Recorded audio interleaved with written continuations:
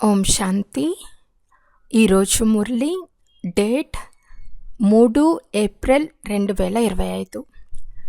బాబా చెప్తున్నారు, మధురమైన పిల్లలు, మీ నూతన వృక్షం చాలా మధురమైనది. ఈ మధురమైన వృక్షానికే పురుగు పడుతుంది.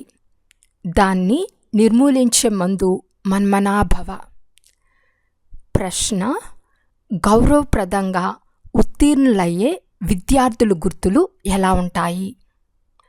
జవాబు: వారు కేవలం ఒక సబ్జెక్టులోనే కాదు, అన్ని సబ్జెక్టులపై పూర్తి గమనం ఉంచుతారు. స్థూల సేవ సబ్జెక్ట్ కూడా చాలా మంచిది. దీని ద్వారా చాలామందికి సుఖం లభిస్తుంది. ఈ సేవ వలన కూడా మార్కులు జమ అవుతాయి. కానీ దానితో పాటు జ్ఞానము, మంచి ప్రవర్తన కూడా ఉండాలి. దైవీ గుణాలపై పూర్తి గమనం ఉంచాలి. జ్ఞానయోగాలు పూర్తిగా ఉన్నప్పుడే గౌరవప్రదంగా ఉత్తీర్ణులు అవ్వగలరు. పాట: వారు మా నుండి వేరు కాలేరు. ఓం శాంతి. పిల్లలు ఏం విన్నారు? పిల్లల మనసు ఎవరిపై ఉంది? మార్గదర్శకునిపై. మార్గదర్శకుడు ఏమేం చూపిస్తారు? స్వర్గానికి పోయే దారి చూపిస్తారు. పిల్లలకు దాని పేరు కూడా స్వర్గానికి ద్వారము అని ఇవ్వబడింది. స్వర్గద్వారం ఎప్పుడు తెరవబడుతుంది? ఇప్పుడిది నరకం కదా. స్వర్గానికి పోవు గేటు ఎప్పుడు ఎవరు తెరుస్తారో పిల్లలైన మీకు మాత్రమే తెలుసు. మీకు స్వర్గానికి వెళ్ళే దారి తెలుసు కనుక మీరు సదా ఖుషీగా ఉంటారు. ప్రదర్శనలు, మేళాల ద్వారా మీరు మనుషులకు స్వర్గద్వారం వద్దకు ఎలా పోవాలో చూపిస్తారు. మీరు చిత్రాలైతే చాలా తయారు చేశారు. బాబా అడుగుతున్నారు, ఈ చిత్రాలలో స్వర్గానికి వెళ్ళే గేటును చూపించే చిత్రమేది? సృష్టి చక్ర చిత్రం ద్వారా స్వర్గానికి వెళ్ళే గేటు స్పష్టమవుతుంది. ఇదే సరైన గేటు.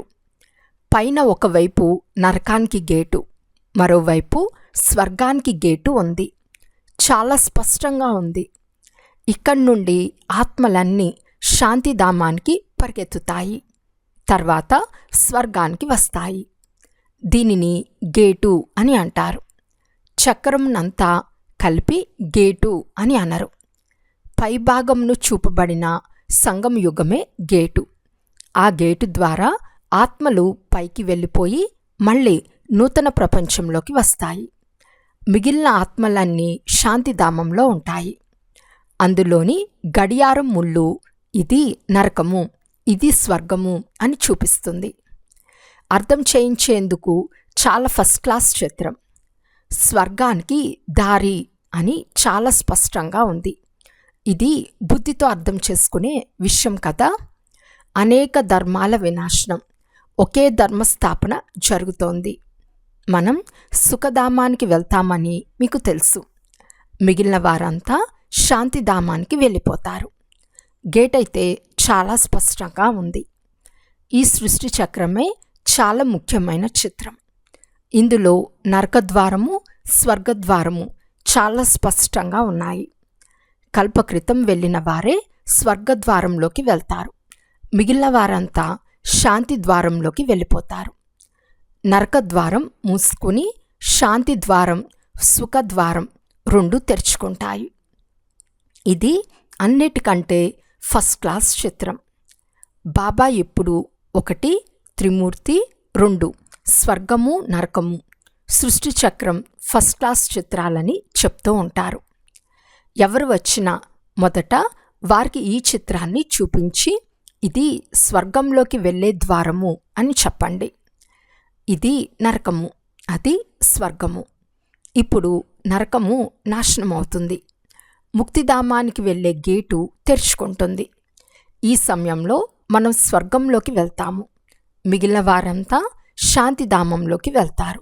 ఎంత సులభం! అందరూ స్వర్గద్వారంలోకి వెళ్ళరు. అక్కడ ఈ దేవీ దేవతల రాజ్యమే ఉండేది. స్వర్గద్వారంలోకి వెళ్ళేందుకు ఇప్పుడు మనం అర్హులుగా అయ్యామని మీ బుద్ధిలో ఉంది. ఎంత బాగా చదువుకుంటారో రాసుకుంటారో అంత నవాబుల్గా అవుతారు. ఆటపాటల్లో మునిగిపోతే పాడవుతారు. ఈ గోళా చిత్రం అన్నిటికంటే మంచిది. ఒకసారి చిత్రం చూస్తూనే బుద్ధితో అర్థం చేసుకోవచ్చు. ముఖ్యంగా ఏ చిత్రం చూపించి మంచి రీతిగా తెలిపించగలమో రోజంతా ఆలోచిస్తూ ఉండాలి. గేట్వే టు హెవెన్ అను ఈ ఇంగ్లీష్ పదం చాలా బాగుంది. ఇప్పుడైతే అనేక భాషలైపోయాయి. హిందూ అని పదం హిందుస్థాన్ నుండి వచ్చింది. హిందీ అను పదం హిందుస్థాన్ నుండి వచ్చింది. హిందుస్థాన్ అను పదం సరైంది కాదు. దాని అసలు పేరు భారతదేశం, భారతఖండం అని అంటారు. వీధులు మొదలైన పేర్లు మార్చబడతాయి, ఖండం పేరు మార్చబడదు. మహాభారతమును పదముంది కదా, అన్నిట్లో భారతదేశమే గుర్తు వస్తుంది. మాది భారతదేశము అని కూడా పాడతారు. హిందూ ధర్మం అని అన్నందున భాష కూడా హిందీ అని అన్నారు. ఇది అన్రైటియస్ అంటే అసత్యము. సత్యుగంలో సత్యమే సత్యముండేది. సత్యంగా ధరించటం, సత్యంగా భుజించటం, సత్యంగా మాట్లాడటం ఉండేది. ఇక్కడ అన్నీ అసత్యమైపోయాయి. గేట్వే టు హెవెన్ అను పదం చాలా బాగుంది. మేము మీకు స్వర్గానికి వెళ్ళే ద్వారం చూపిస్తామని చెప్పండి. ఇప్పుడు అనేక భాషలు అయిపోయాయి. పిల్లలైన మీకు తండ్రి సద్గతికి వెళ్ళే శ్రేష్ఠ మతంను ఇస్తారు. తండ్రి మతానికి వారి గతిమతి భిన్నమైనది అనే గాయనం ఉంది. పిల్లలైన మీకు చాలా సహజమైన మతంను ఇస్తారు. మీరు భగవంతుని శ్రీమతంనే అనుసరించాలి. డాక్టర్ మతంను అనుసరిస్తే డాక్టర్గా అవుతారు. భగవంతుని మతంను అనుసరిస్తే భగవాన్ భగవతిగా అవుతారు. భగవాను వాచ అని ఉంది కనుక మొదట భగవంతుడు ఎవరో నిరూపించి చెప్పండి అని బాబా చెప్తారు. స్వర్గానికి అధికారులు భగవాన్ భగవతీలే. బ్రహ్మతత్వంలో ఏమీ లేదు. స్వర్గము నరకము రెండూ ఇక్కడే ఉన్నాయి. స్వర్గము నరకము పూర్తి వేరుగా ఉంటాయి. మానవుల బుద్ధి పూర్తిగా తమో ప్రధానమైపోయింది. కొద్దిగా కూడా అర్థం చేసుకోరు. సత్యుగానికి లక్షల సంవత్సరాలు ఇచ్చేశారు. కలియుగం ఇంకా 40,000 సంవత్సరాలుందని అంటారు. పూర్తి గాఢ అంధకారంలో ఉన్నారు. స్వర్గంలోకి తీసుకెళ్లేందుకు తండ్రి మనల్ని ఇటువంటి గుణవంతులుగా చేస్తున్నారని పిల్లలైన మీకు తెలుసు. ముఖ్యంగా మనం సతోప్రధానంగా ఎలా అవ్వాలనే చింత ఉండాలి. అందుకు మార్గం నన్నొక్కరినే స్మృతి చేయండి అని తండ్రి తెలిపించారు. నడుస్తూ తిరుగుతూ పనిచేస్తూ బుద్ధిలో ఇది గుర్తుండాలి. ప్రేయసీ ప్రియులు కూడా పనులేమో చేసుకుంటారు కదా, భక్తిలో కూడా కర్మలేమో చేస్తారు కదా. అయితే బుద్ధిలో వారి స్మృతి ఉంటుంది.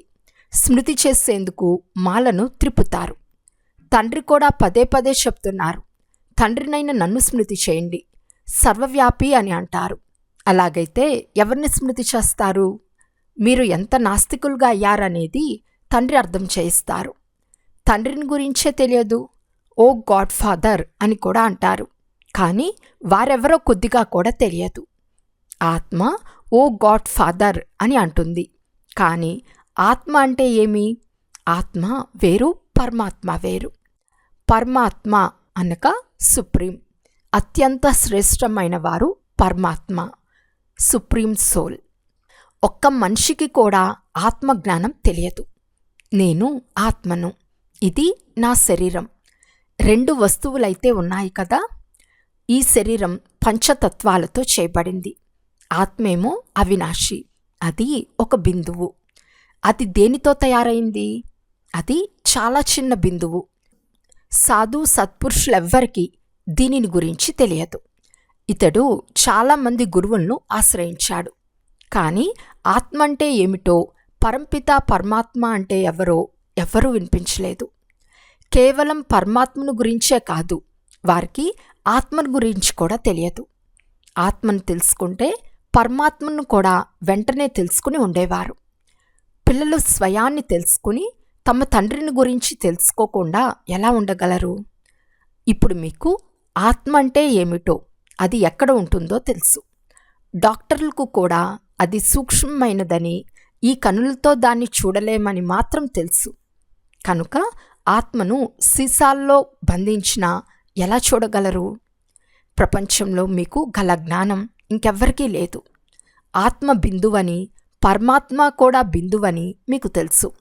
పోతే ఆత్మలైన మీరు పతితుల నుండి పావనంగా, పావనం నుండి పతితంగా అవుతారు. అక్కడ పరమాత్మలు ఉండరు. అక్కడి నుండి అన్ని ఆత్మలు పావనంగానే వస్తాయి, తర్వాత పతితంగా అవుతాయి, మళ్ళీ తండ్రి వచ్చి పావనంగా చేస్తారు. ఇది చాలా సులభంగా అర్థం చేసుకునే విషయము. ఆత్మలమైన మనము 84 జన్మల చక్రంలో తిరిగి ఇప్పుడు తమో ప్రధానంగా అయ్యామని మీకు తెలుసు. 84 జన్మలు పూర్తిగా తీసుకునేది మనమే అని కూడా మీకు తెలుసు. ఇది కేవలం ఇతనొక్కని మాటే కాదు. తండ్రి చెప్తున్నారు, నేను అర్థం చేయించేది ఇతనికి, వినేది మీరు. నేను ఇతనిలో ప్రవేశించాను కనుక ఇతనికి వినిపిస్తాను, మీరంతా వింటారు. ఇది నా రథము. కనుక బాబా గేట్వే టు హెవెన్ అంటే స్వర్గమునకు దారి అని పేరు పెట్టమని బాబా అర్థం చేయించారు. కానీ సత్యుగంలో ఉండిన దేవీ దేవతా ధర్మం ఇప్పుడు ప్రాయలోపమైపోయిందని, ఎవరికీ తెలియదని కూడా అర్థం చేయించాలి. క్రైస్తవులు కూడా మొదట సతో ప్రధానంగా ఉండేవారు. తర్వాత పునర్జన్మలు తీసుకుంటూ తమో ప్రధానంగా అయ్యారు. వృక్షం కూడా తప్పకుండా పాతదైపోతుంది. ఇది వెరైటీ ధర్మాల వృక్షం. వృక్షం అనుసారం ఇతర ధర్మాల వారందరూ తర్వాతనే వస్తారు. ఇది తయారైన డ్రామా. సత్యుగంలో వచ్చే భాగ్యం ఊరికే ఎవరికీ లభించదు. ఇది అనాదిగా తయారైన ఆట. సత్యుగంలో ఆది సనాతన ప్రాచీన దేవీ దేవతా ధర్మం ఒక్కటే ఉండేది. ఇప్పుడు మనం స్వర్గంలోకి వెళ్తున్నామని పిల్లలైన మీ బుద్ధిలో ఉంది.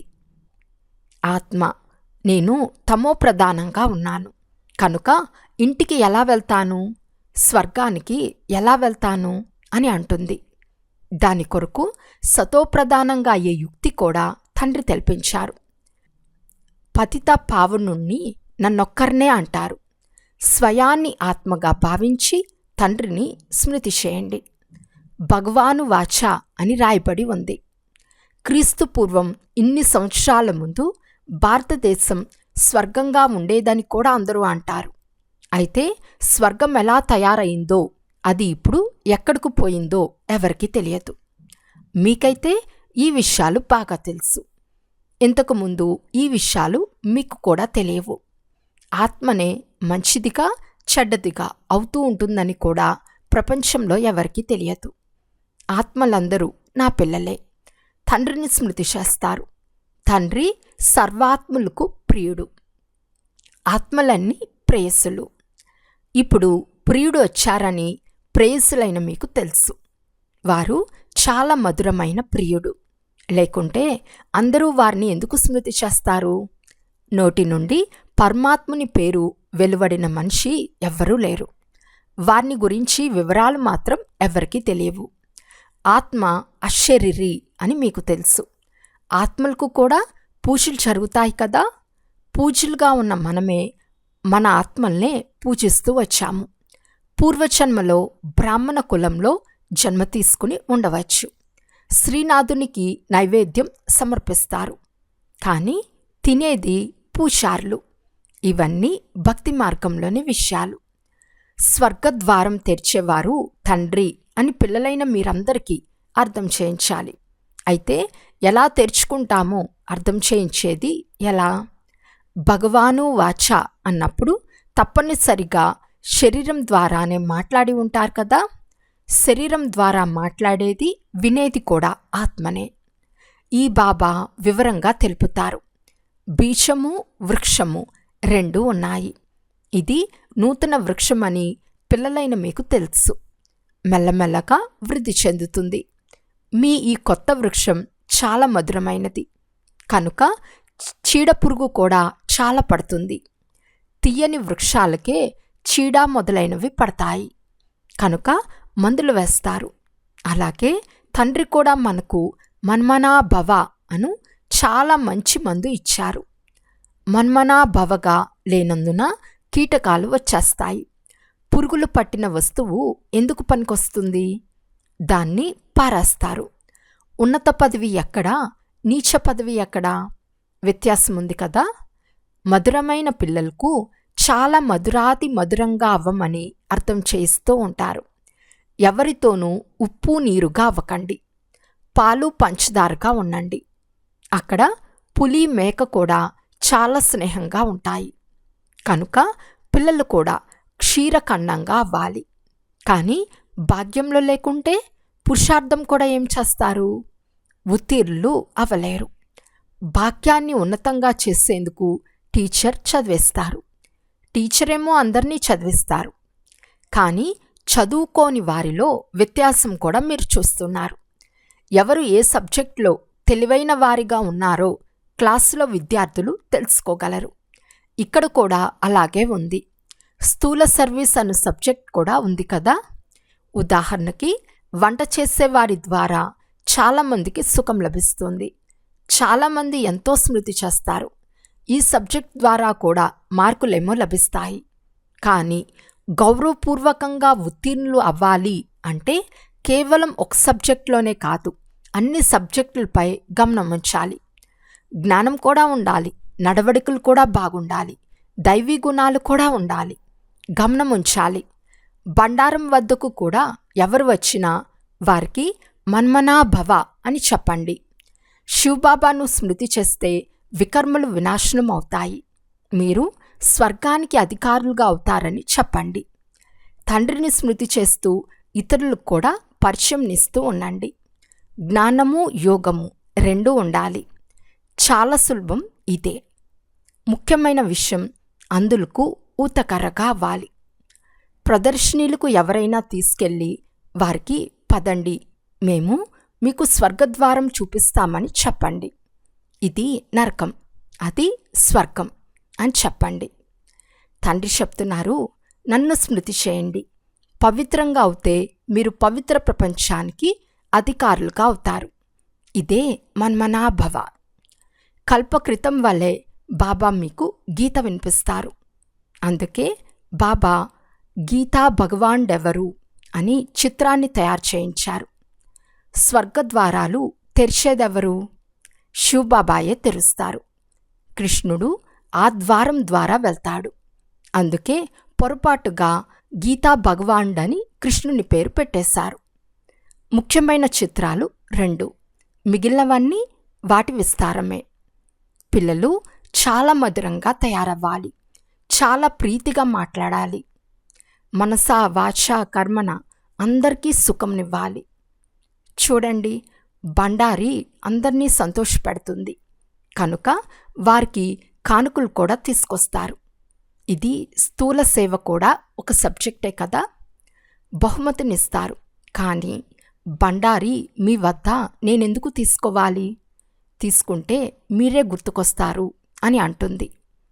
శివబాబా బండారం నుండి లభిస్తే మాకు శివబాబాయే గుర్తుంటారు అని చెప్తారు. అచ్చా, మధురాతి మధురమైన అపురూపమైన పిల్లలకు మాతాపిత బాప్దాదాల ప్రియ స్మృతులు మరియు గుడ్ మార్నింగ్. ఆత్మిక పిల్లలకు ఆత్మిక తండ్రి నమస్తే. ఆత్మిక తండ్రికి ఆత్మిక పిల్లల యొక్క ప్రియ స్మృతులు మరియు నమస్తే నమస్తే నమస్తే. ధారణ కొరకు ముఖ్య సారము. ఫస్ట్ పాయింట్, మీ భాగ్యాన్ని శ్రేష్టంగా తయారు చేసుకునేందుకు పరస్పరం చాలా మధురంగా పాలు పంచదార వలె కలిసి ఉండాలి. ఎప్పుడూ ఉప్పు నీరుగా అవ్వరాదు. అన్ని సబ్జెక్టులపై పూర్తిగా గమనముంచాలి. సెకండ్ పాయింట్, సద్గతి కొరకు తండ్రి నుండి ఏ శ్రేష్ఠ మతం లభించిందో దాన్ని అనుసరించాలి. అందరికీ అదే శ్రేష్ఠ మతమునే వినిపించాలి. స్వర్గంలోకి వెళ్ళే దారిని చూపించాలి. ఈరోజు వరదానము. ప్రతి ఆత్మకు ధైర్యాన్ని ఉత్సాహాన్ని ఇప్పించే దయాహృదయులు విశ్వ కళ్యాణకారి భవ. ఎప్పుడూ కూడా బ్రాహ్మణ పరివారంలో ఏ బలహీన ఆత్మనైనా నీవు బలహీనంగా ఉన్నావు అని అనరాదు. దయాహృదయులు విశ్వ కళ్యాణకారి పిల్లలైన మీ నోటి నుండి సదా ప్రతి ఆత్మ పట్ల శుభభావన మాటలే వెలువడాలి. దుఃఖీతులుగా చేసే మాటలు వెలువడరాదు. ఎవరు ఎంత బలహీనంగా ఉన్నా వారికి ఏదైనా సూచన లేక శిక్షణ ఇవ్వవలసి వచ్చినా మొదట వారిని సమర్థంగా చేసిన తర్వాత శిక్షణనివ్వండి. మొదట భూమిపై ధైర్యం మరియు ఉత్సాహాల నాగలి నడపండి.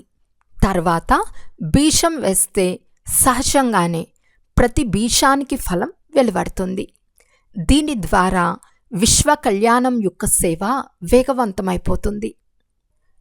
స్లోగన్: తండ్రి నుండి ఆశీర్వాదాలు తీసుకుంటూ సదా నిండుతనాన్ని అనుభవం చేయండి. ఈరోజు అవ్యక్త సూచన: కంబైన్డ్ రూపం యొక్క స్మృతి ద్వారా సదా విజయులుగా అవ్వండి. సదా ఏ కర్మ చేస్తున్నా స్వయానికి కర్మయోగి ఆత్మను అని అనుభవం చేయండి. ఏ కర్మ చేస్తున్నా స్మృతిని మర్చిపోరాదు. కర్మ మరియు యోగము రెండూ కంబైన్డ్గా అయిపోవాలి. ఎలాగైతే ఏదైనా కలిసి ఉన్న వస్తువును వేరు చేయలేరో అలా కర్మయోగులుగా అవ్వండి. అచ్చా, ఓం శాంతి.